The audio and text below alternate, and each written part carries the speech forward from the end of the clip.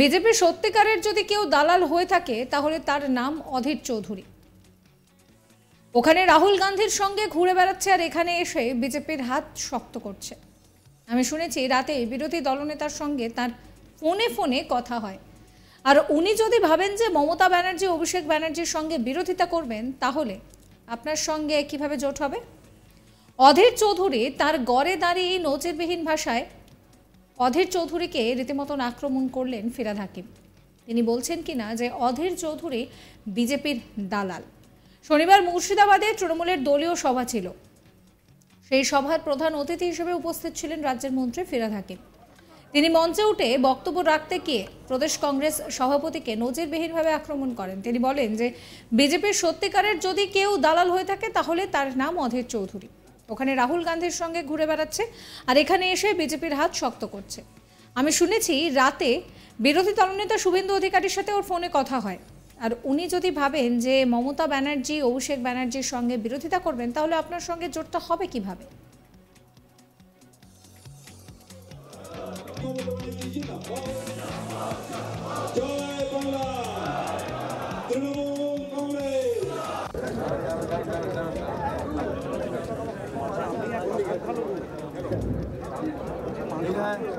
Thank you.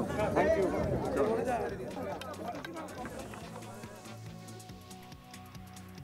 কি বলছেন ফিরহাদ হাকিম, শোনাবো।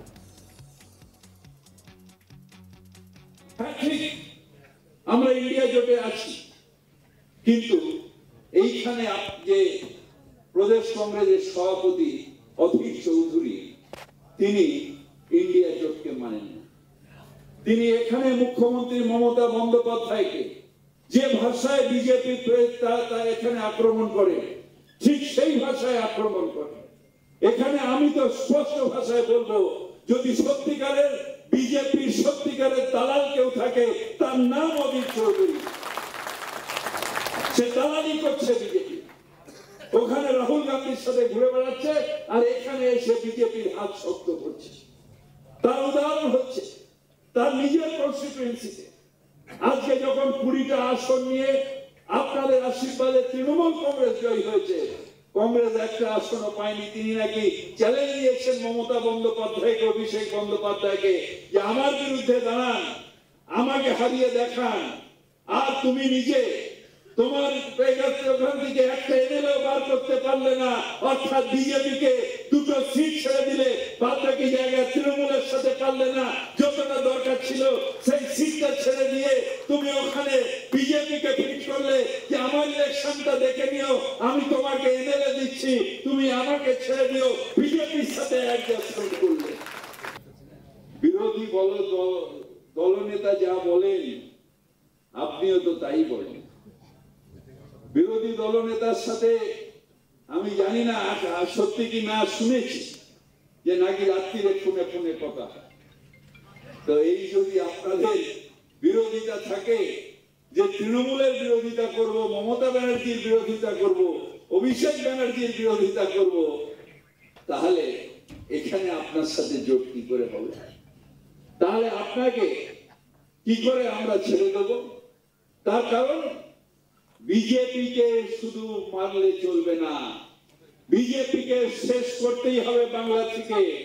আর বিজেপির দালালরা যারা আছে তাদেরও শেষ করতে হবে। বিজেপি হটাও, দেশ বাঁচাও। বিজেপিকে দালাল হটাও, দেশ বাঁচাও। একই সঙ্গে তিনি বলেন যে অধীর চৌধুরী যা বলেন তা সবই বিজেপির কথা বলেন, বিজেপি যা বলে অধীর চৌধুরী তাই ইকো করেন। কি বলছেন তিনি, শোনাবো। অধীর চৌধুরী যা বলেন বিজেপির কথা বলেন। বিজেপি যেহেতু সমর্থন করেছেন, অধীর চৌধুরী সমর্থন করেছেন। তার কারণ বিজেপি যা বলে অধীর চৌধুরী তাই বলে, ইকো করে। সুতরাং ওর কথা আমার কাছে খুব একটা গুরুত্ব কিছু। এইখানেই থেমে থাকেননি ফিরহাদ হাকিম। তিনি আরো বলেন যে অধীর চৌধুরীর সঙ্গে বিজেপির বোঝাপড়া ছিল আর আজকে সেটাকে এক্সপোজ করার জন্য এটা করেছে। আর এবারে অধীর চৌধুরীর বিরুদ্ধে অল ইন্ডিয়া একজন ফিগার এসেছে, তাই তিনি ভয় পেয়েছেন। অধীর চৌধুরীর তিনি ভয় পেয়েছেন। কি বলছেন ফিরহাদ হাকিম, শোনাবো। রাহুল গান্ধীজি তিনি তো কেরালে প্রার্থী হন, হয়েছেন, মনমোহন সিং কোথায় থাকেন? দিল্লিতে থাকেন। কোথায় মানে রাজ্যসভায় কোথায় হয়েছে? আসামে হয়েছে। সুতরাং লোকসভা নির্বাচনে এখন অধীর চৌধুরী সাহেব ভয় পাচ্ছে, যেহেতু একটা অল ইন্ডিয়া ফিগার তার বিরুদ্ধে এসছে, এবং বহরমপুরের মানুষ শিওরলি এবার আর অধীর চৌধুরীকে দেখবে না। তার কারণ বিধানসভায় তার প্রমাণ হয়ে গেছে।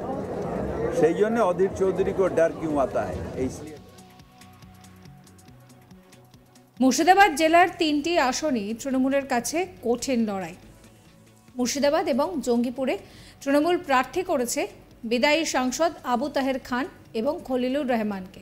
আর বহরমপুর কেন্দ্রে অধীর চৌধুরীর গড়, সেখানে তার বিরুদ্ধে প্রার্থী করা হয়েছে ইউসুফ পাঠানকে। আর এটাই বলা যেতে পারে যে সবথেকে বড় চমক। বীরভূমের 5 বারের সাংসদ তথা প্রদেশ কংগ্রেস সভাপতি অধীর রঞ্জন চৌধুরীকে হারাতে এবার মরিয়া রাজ্যের শাসক দল। পাঠানের নাম ঘোষণার পরে অসন্তোষের সুর শোনা যায় হুমায়ুন কবিরের গলায়। যদিও তৃণমূল নেতৃত্বকে হুমায়ুনের বক্তব্যে বিশেষ গুরুত্ব দিতে দেখা যাচ্ছে না। রাজনৈতিক মহল অনুমান করছে যে মাঝে মাঝে বিদ্রোহী হয়ে ওঠা হুমায়ুনের গরম গরম বক্তব্য, এই বিষয়টাকে আপাতত ঘাসফুল শিবির সেইভাবে গুরুত্ব দিচ্ছে না। Thank you.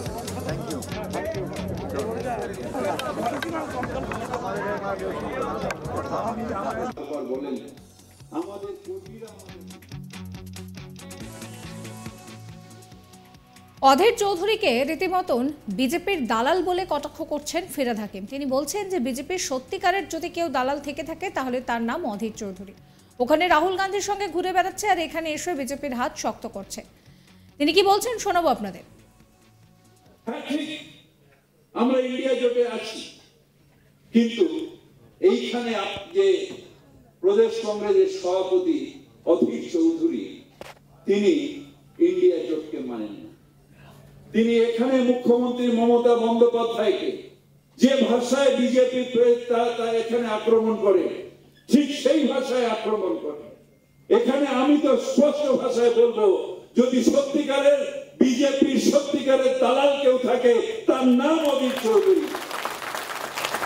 সে দালালি করছে বিজেপি। ওখানে রাহুল গান্ধীর সাথে ঘুরে বেড়াচ্ছে আর এখানে এসে বিজেপির হাত শক্ত করছে। তার উদাহরণ হচ্ছে তার নিজের কনস্টিটুয়েন্সিতে আজকে যখন 20টা আসন নিয়ে আপনাদের আশীর্বাদে তৃণমূল কংগ্রেস জয়ী হয়েছে, কংগ্রেস একটা আসনও পায়নি। তিনি নাকি চ্যালেঞ্জ দিয়েছেন মমতা বন্দ্যোপাধ্যায়কে, অভিষেক বন্দ্যোপাধ্যায়কে, যে আমার বিরুদ্ধে। সাবস্ক্রাইব করবেন আজ তাক বাংলার ইউটিউব চ্যানেলকে, ফলো করবেন হোয়াটসঅ্যাপ চ্যানেলও।